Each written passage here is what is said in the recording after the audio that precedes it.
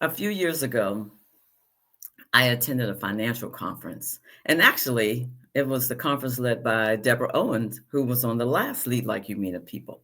And I saw this lady walking back and forth. She had this pink dress on with these sparkly things, and she had these white tennis shoes.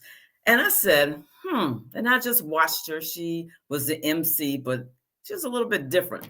And I sat there like this, and I said, I want to do what she's doing, as she's going back and forth. Her name was Star Bobatoon.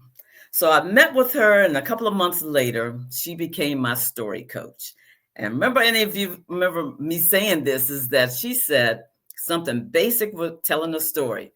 Tell the beginning, middle, and the end.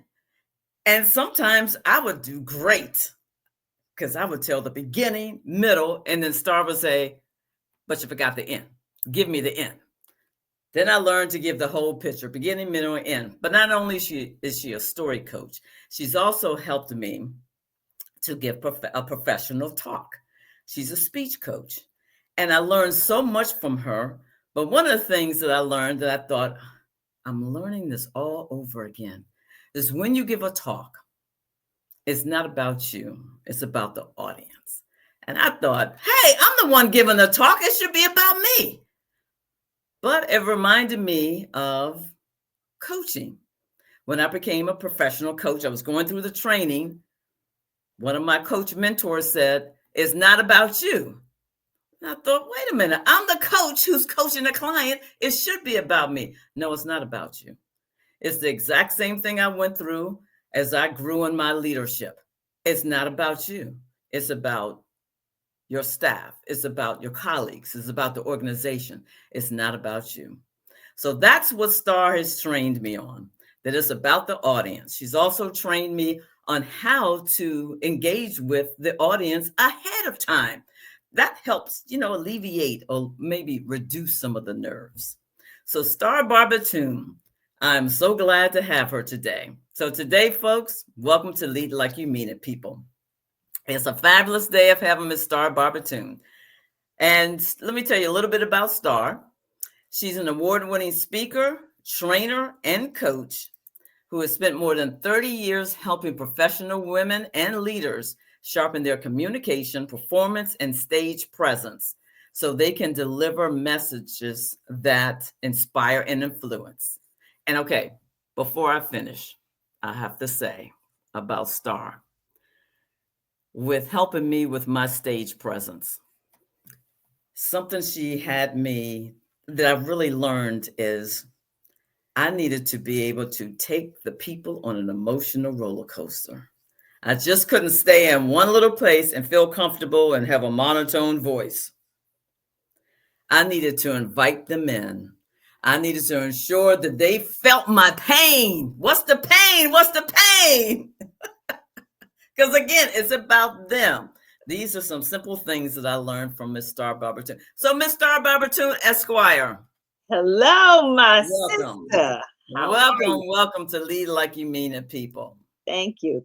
I'm glad to be here. And I'm glad to know that some of those things worked. Well, you know what? I know that they worked because I see you now. I see you now as opposed to when I saw you then, and you're just a completely different speaker, different person. Yeah. So I know that you are actually implementing what you've learned. Okay, I am. So this is going to be tacky, but I'm going to say it anyway. You beat it into me, Star. So I do have a slight reputation of being firm. I am firm. But you know what? That firmness helped me because it made me actually stay with you, that I had to be committed. I just couldn't say, oh, I want to be a professional speaker, or I wanted to give a professional story, tell the professional story. You made me sit there and you made me just listen to you and go over it again and again. So your firmness helped me and will continue to help me as I speak. So I appreciate it. I love it. I love it. Thank you so much. Sure thing. But I'm not finished before I see I got too excited about you coming on. I didn't finish talking about you. Okay.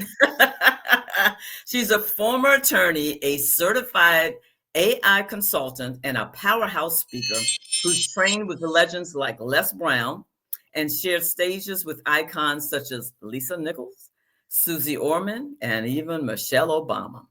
Star combines the art of performance with the heart of leadership. And today she's here to help us unlock how to speak like we lead. Again, welcome, Miss Star Bobatoon. Hello, hello, hello. Hello. So, Star, tell me how it all started. How did it all start? How did it all start? Well, you know what? I actually started out on the stage. I started out as an actress on television, the movies, commercials. Absolutely loved it. But at the height of my career, there seemed to be a lot of tension and hostility in my inner circle. So when I turned 18 years old, I gave it up. I was Hmm. done. I was never going to get on the stage again, never stand in the spotlight. And I went on to have a pretty good life. You know, I got married, had a couple of kids, I became an attorney. Life was good. Life was good.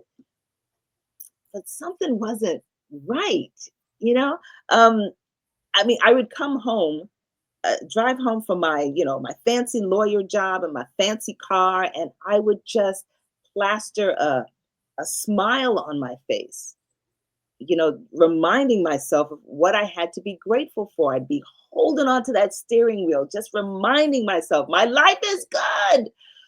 Yet and still, something wasn't right. But I wasn't willing to do anything about it. And then, I have a mentor who says, when you are too afraid to make a move in your life, life will move on you. And in the Yes. span of a year, life moved on me, Carla. In the Mhm. span of a year, my dad died, Mm. my job went away, my marriage fell apart. So all the things that were my anchors to who I was as a person, as a leader, were gone. And I found myself spiraling into this depression. And a friend of mine invited me to one of these motivational seminars, where they have these speakers and they come and they say things to make you feel good about yourself. Yeah, I wasn't interested, but I went anyway. And I'm sitting in the audience and I'm watching all of these amazing speakers go across the stage. I mean, Michael Gerber is there, Brian Tracy, just all of these amazing speakers. And then I saw Les Brown. And when he got on the stage, it was a whole different ball game. And I remembered that I used to be on a stage. I remember how much I loved it. And when I saw Les, I thought it's possible for me to do that. I pointed, right? I'm like, that's what I want to be when I grow up.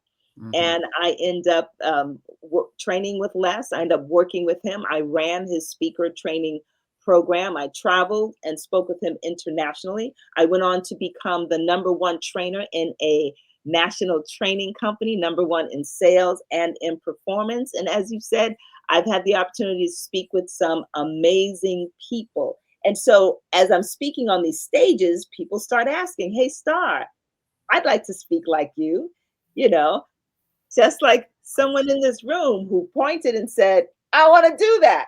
I've had so many people do that. And so I developed a coaching program where I coach speakers and business owners who want to speak to grow their businesses to have more clarity, more conviction, and more confidence on every stage they take, every time they speak. Mm. That's how it all started. That's how it all started. Wow. So I would say, as you see, as you go through your travels and just thinking over the years when you were working for Les Brown and with him, what's the number one failure that you see when someone's giving a talk and they're on stage? The number one failure, I would say, or the number one thing that speakers do wrong is when they make it about them. See? When they make it about them and not about the audience. Now, you've seen these speakers, right? Yeah. Yeah. They go on and on and on, and there's all about how great and wonderful they are, or they're just telling their story, and there's nothing for the audience. Now, being a grown up, we're going to we're going to clap politely because that's what we're Mhm. going to do, but there's no connection. So Right. the biggest mistake is not having a connection because you're not thinking about the audience, right? My mentor used to say, don't confuse what you want to say with what your audience needs to hear. Mm. And that would be the greatest mistake. I would say the second greatest mistake is not being organized. Mm. Not being prepared, not being organized, right? Yeah. Again, you've had these speakers that go left, right, and Thursday, right? And you're trying to follow them. They're going on and on and on. You've checked out 10 minutes ago, but they're still talking. There's no connection. They are not organized. They are not structured. Makes Yeah. me crazy. Yeah. Yeah. It makes me think when I was sitting there during a conference a few weeks ago, and there was a lady who her talk was about divorce and what you should do afterwards. And Star, this is what I did. I had my phone because I'm like, I've never been divorced. I don't know what you're talking about. So I started looking at my phone. I felt bad, but I wasn't engaged. It was all about her divorce. Yes, that's part of the problem. Whenever we so a lot of people think, I'm going to tell my story. I've got a testimony and the world needs to hear it. You know what? People don't care about your story. They don't. They don't care what happened to you. Les Mhm. Brown used to say they're just grateful it didn't happen to them. What people care about is how they can see themselves in your story. Right? Mhm. They've got to be able to see themselves. And this is a prime example. You have someone who's telling their story about divorce. You're like, I can't see myself there. But Mhm. she could have taken that same topic and turned it into more of a universal topic. She Yeah. could have done things with it so that everyone in the audience knows what it's like. So everyone in the audience can relate. And that's, of course, that's one of the things that I teach. You've got to make it relatable. Mhm. People Mhm. only want to know how your story makes me feel, how your story is going to impact my life. Can I see myself in your story? That's what Mhm. they care about. Mm. Mm. Yeah, I felt that. Then, and the another thing is that you taught me was about the emotional Mhm, side of it. mhm, mhm. Is that you should take them on an emotional roller coaster. And I tell you, a couple of weeks ago, now I have a monotone voice at times, but I learned through working with Miss Star Bobatoon that I need to go up, I need to go down, I need to engage, I need to pull back, I need to give emotion. So a couple of weeks ago, I'm at this conference and I heard A, B, C, D, E, F, G. And I'm thinking, star, star. So what did I do? I pulled out my phone. Not the phone again, Carla. I'm sorry. I pulled it down, but I tried to be sneaky and I had it down where no one can see it. But it just reminded me of what you would teach us is that you need to like I've said a couple of times, you take them on that emotional roller coaster. You need to be engaged in the actual talk. And I just heard the monotone voice and it disengaged me. First of all, it wasn't about me. And then your tone throughout the entire 20 minutes was flat and you stayed in one space. Because I thought they haven't been through Star Bobatoon They have not training. been through my training. Here's the deal. Now, we all remember, if you've ever gone to an amusement park, right? You've gone to an amusement park, you know that they have these rides in the kiddie section, right? Mhm, And the mhm, kiddie section, the rides just go in a circle.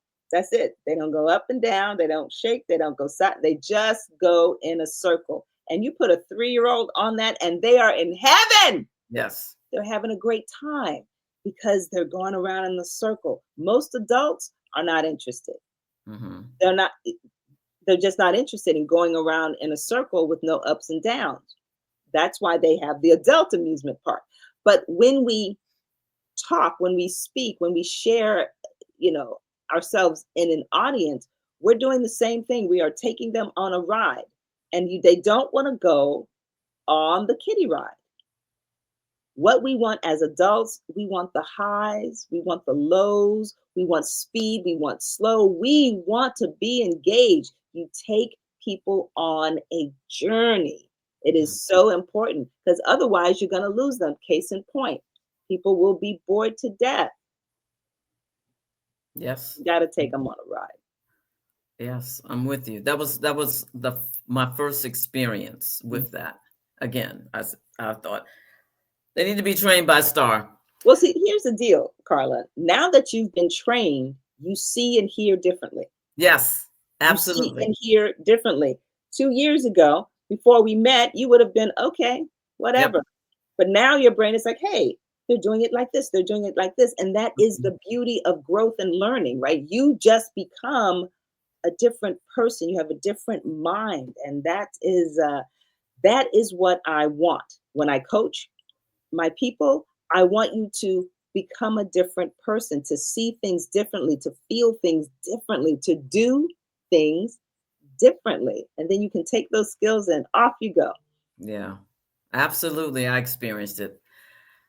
Okay, Star, I am going to ask you a question. Oh, okay. Does the interview start now? Yeah. That's that's kind of like our our joke.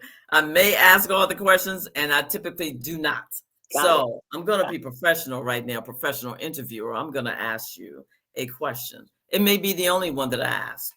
Star, you've built a career at the intersection of law, performance, and leadership. What can leaders learn from professional speakers and performers about commanding attention and communicating clearly and inspiring trust?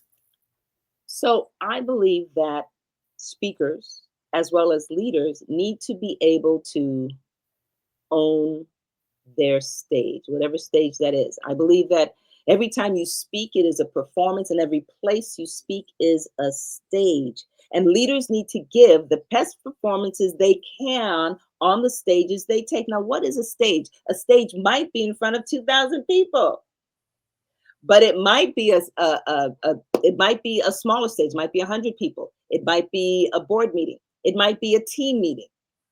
It might be a one-on-one conversation. This is still a stage, and you want to be able to give your best performance. So what does that mean, to give your best performance? That means that you are speaking with confidence, that you are speaking with clarity. Help me. Speaking with clarity, confidence, and conviction.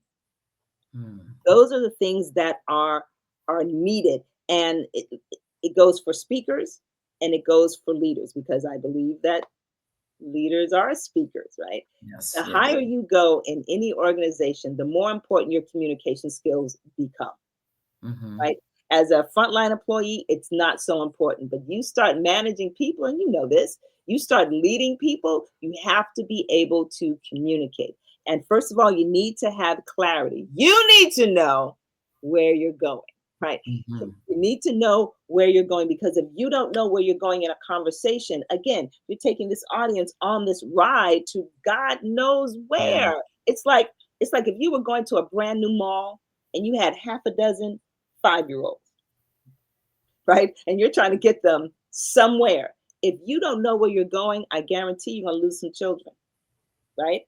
As a Hmm. leader, when you speak and when you lead, if you don't know where you're going, you're going to lose some team members. You're going to lose them. They're going to be disengaged.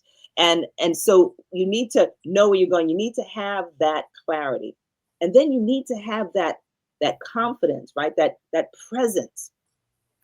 And presence is how you speak before you open your mouth, Mm. right? That's Yes. what it is. And so that is about really having your values, understanding who you are, what's important to you, and then walking the walk, not just having values, on a nice little plaque. Yeah. And then you do the opposite. That's not going to work, right? You have to be in alignment with your values so people can see that. And when you're in alignment with your values, it shows, right? Hmm. It's going to impact your presence, your confidence, because there's two things about being a leader, right? There is the confidence you portray, and that is the confidence that people have in you based on your presence. People make an impression of you in the first 7 seconds. First 7 seconds. You haven't even said anything yet. Right? You haven't said anything yet. So your presence is very important. And things like honesty and trust and consistency, all those things add to your confidence, add to your presence. And then there is the conviction.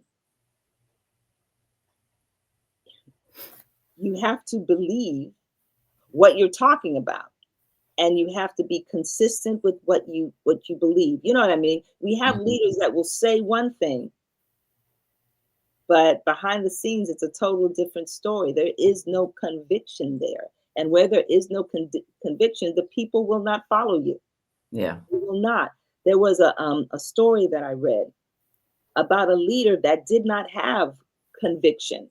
He was very wishy-washy. He did not develop trust among his team. So they didn't trust him. And these were firefighters, and they were out fighting a fire. And he told them the fire had gotten out of hand. He told them, drop your supplies and go. Half of them did not, because they did not trust him, Mm. and they lost their lives. Mm. So this is serious. Okay, so we're not leading fires, physical fires, but we're always, as leaders, leading into crisis. There's always some sort of fire, and we want our team to follow us, to believe us. We've got to spend the time developing that trust. We've got to have the conviction in order for that to happen. Those are my thoughts. Okay. Yeah, thank you for that.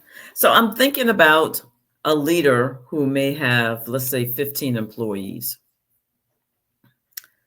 and they've been in it for a while, and they're not clear in what they're saying. Hmm. You touched on it a little bit, but talk about how important it is. Talk a little bit more about the clarity when you have a small group of people Hmm. that you're overseeing, and you're responsible for not just the work, but of course, as a leader, you're responsible for them. What would you say to that leader who speaks in circles? Yeah, get a coach.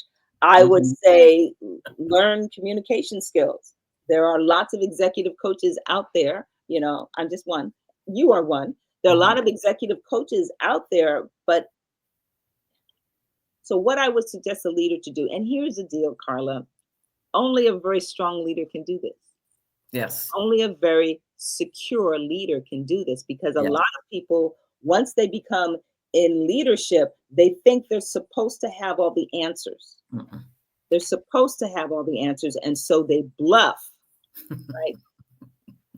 I know about bluffing, okay? I was leading a training on a legal topic, and I hadn't done my homework. I had not prepared. Oh, it was horrifying. And they asked me questions, and I bluffed. And then they looked it up on Google and threw that in my face.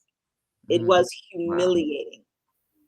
It was my first day as a paid trainer, and people were demanding refunds. So you don't want to bluff.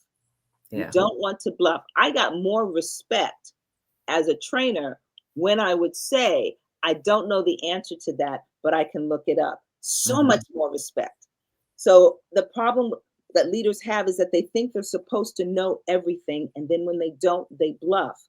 And that's not a successful formula. That's not a formula for success. You've got to be willing to learn and grow.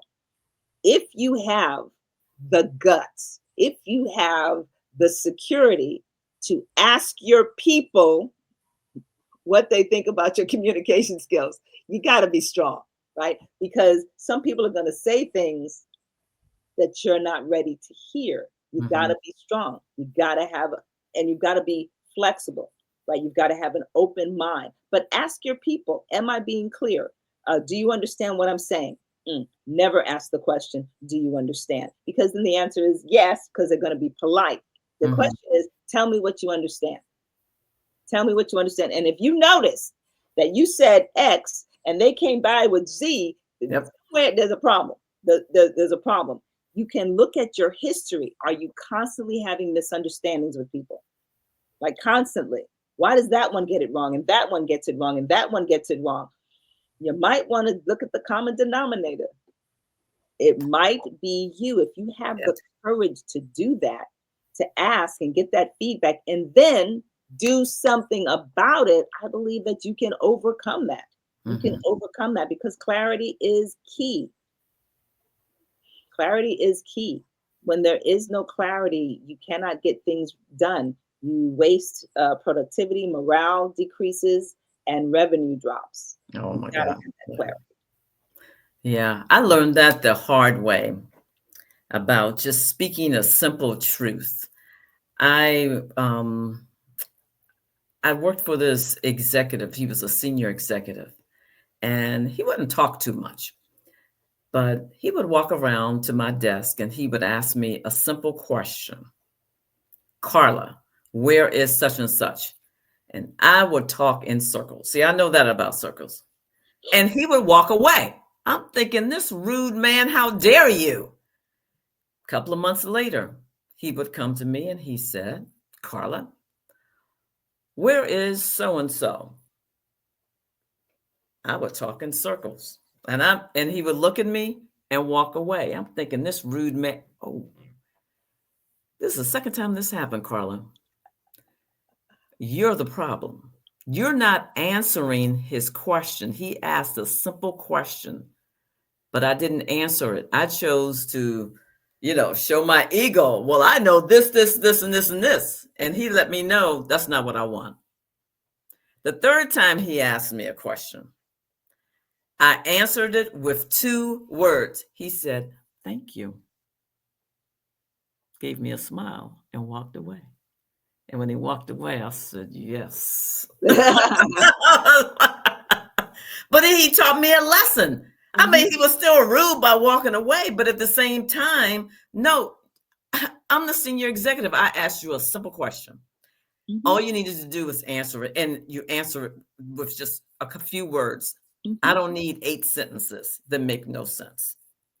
So that Right. was one of my hard lessons. Right, right. And it's a great lesson. It's a great lesson of putting the ego aside, Yes, putting the yes, ego aside.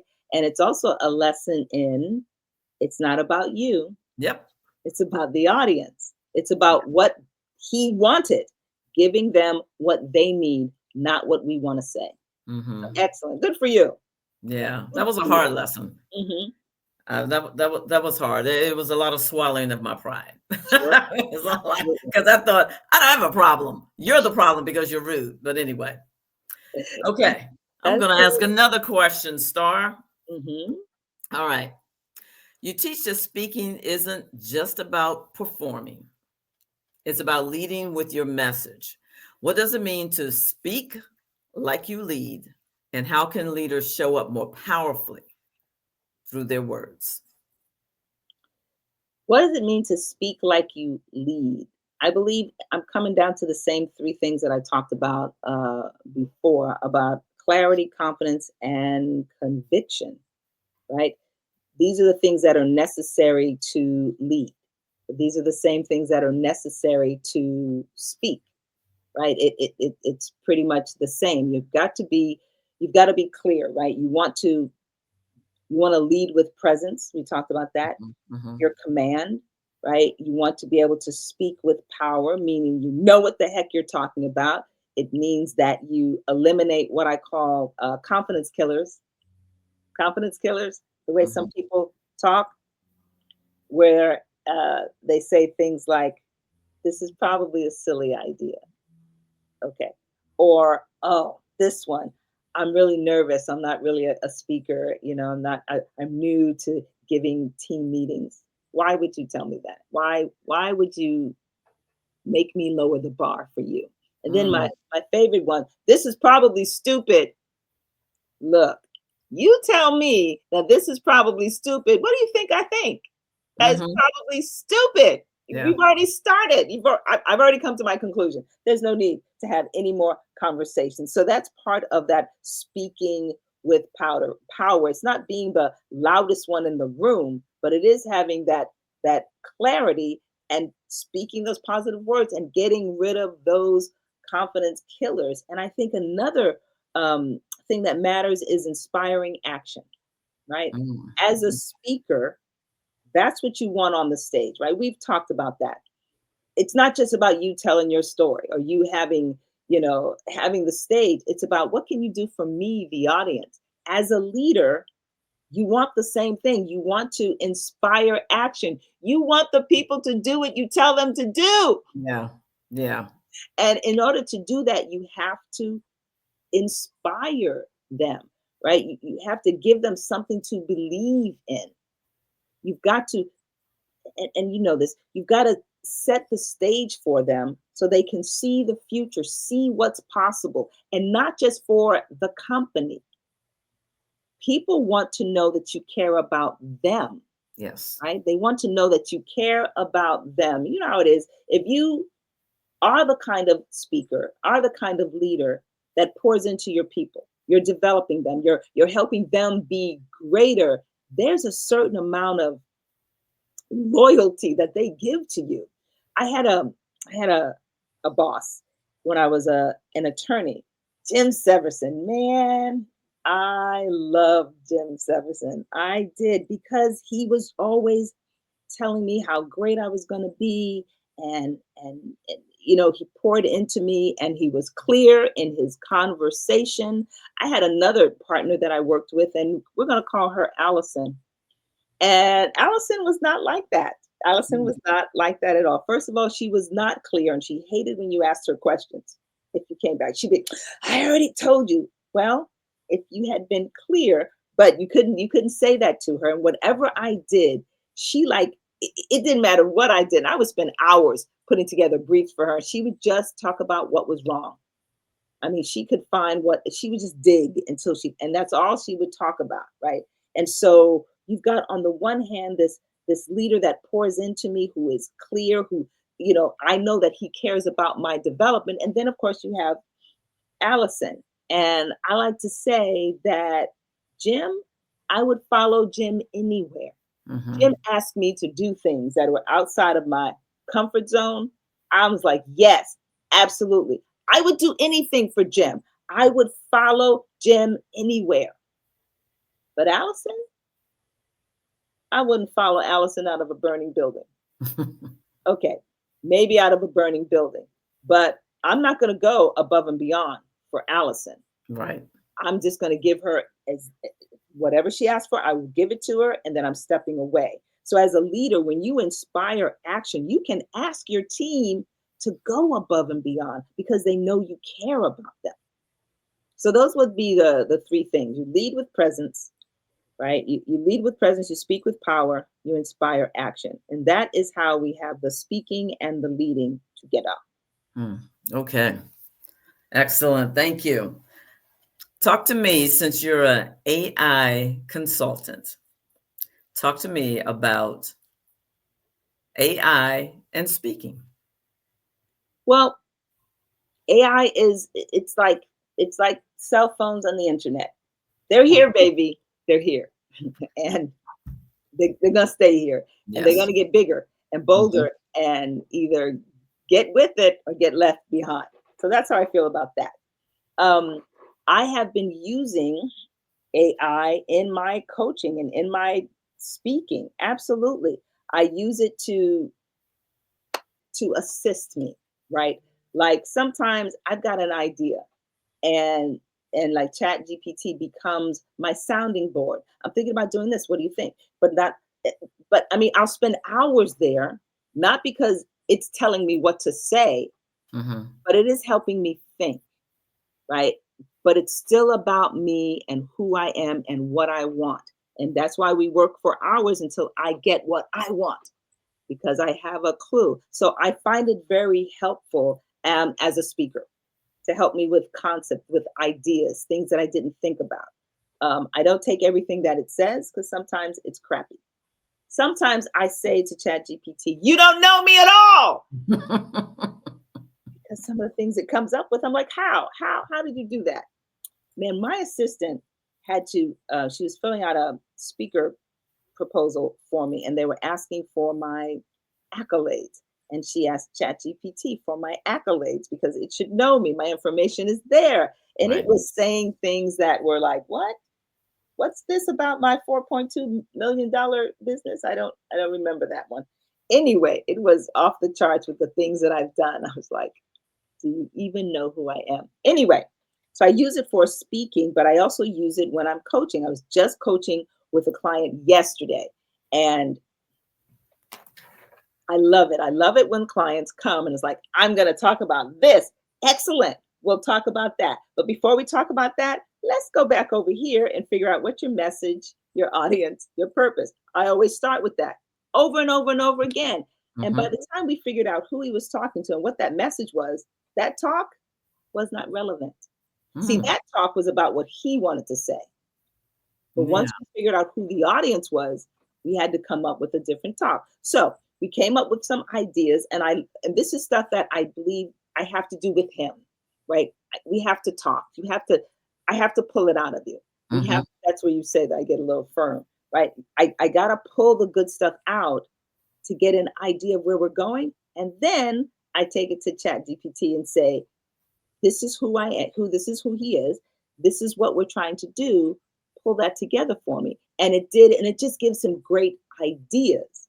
It didn't write it for him because he has to write it based on his experience, right? He's got Yes. 30 years as a firefighter.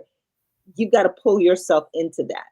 But it gave him a good outline, a place to begin. So I think that it is invaluable. And you, of course, know I taught you, I introduced you to gamma.ai.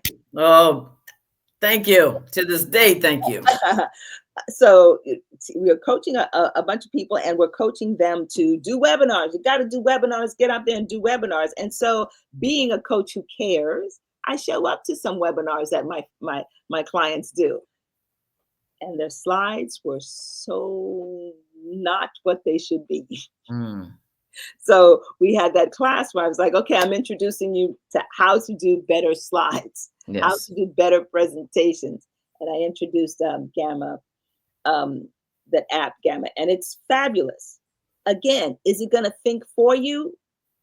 It Mm. thinks it can, but you've got to always make it you. You've got to Yes. always change it. And I can always tell when I look at someone's slides and they just took exactly what Gamma said. They did not change it. I can tell. Mm-hmm. I can tell. You've got to make it you. So I think the key is to learn it because it ain't going nowheres. Learn it, use it, but keep that human element. Mm. Well, thank you. So, Star, what do you have coming up? And how Oh, can folks reach you? so I do a monthly a monthly webinar or a monthly training called Amplify Your Voice. And that is breaking free from the stories that hold us back so that we can become greater speakers. And I also have an event coming up. I have an Yeah. event coming up in a speaker training coming up November 8th in the Maryland area in National Harbor. You can find all information about that at connectwithstar.com. Connectwithstar.com. You'll see a link there for the event. You can get more information. If you want to have more clarity, more confidence, and more conviction on every stage you take, every time you speak, then you need to come to this event because it's going to be fabulous. So connectwithstar.com. Thank you, Star. I knew this would be a fabulous time together. You know, I'm very comfortable with you, but at the same time, I do need that. We all need that firm coach that's going to get us over to where we want to be, where we want to live our dreams. Absolutely. So I thank you. And then I am going to end with the Star at the end of her talk because I did this. Oh, we're going to bow. We're going to bow. I'm a firm believer in arms open, take your bow. Take Yes. your bow. Thank you, Miss Star Bobatoon. It's been a pleasure. It has been a pleasure, Carla Coast. Thanks for having me. Thank you so much. Folks, we'll meet again the second and the fourth Wednesday of the month. This was a special one for Miss Star Bobatoon. Next time, we're going to have it actually with Miss Lisa Medley. She's an executive coach, and that will be next Wednesday. Thank you for your time. Again, Miss Star Bobatoon, bravo. I appreciate you always. Connie, our producer, thank you so much. We're out, folks.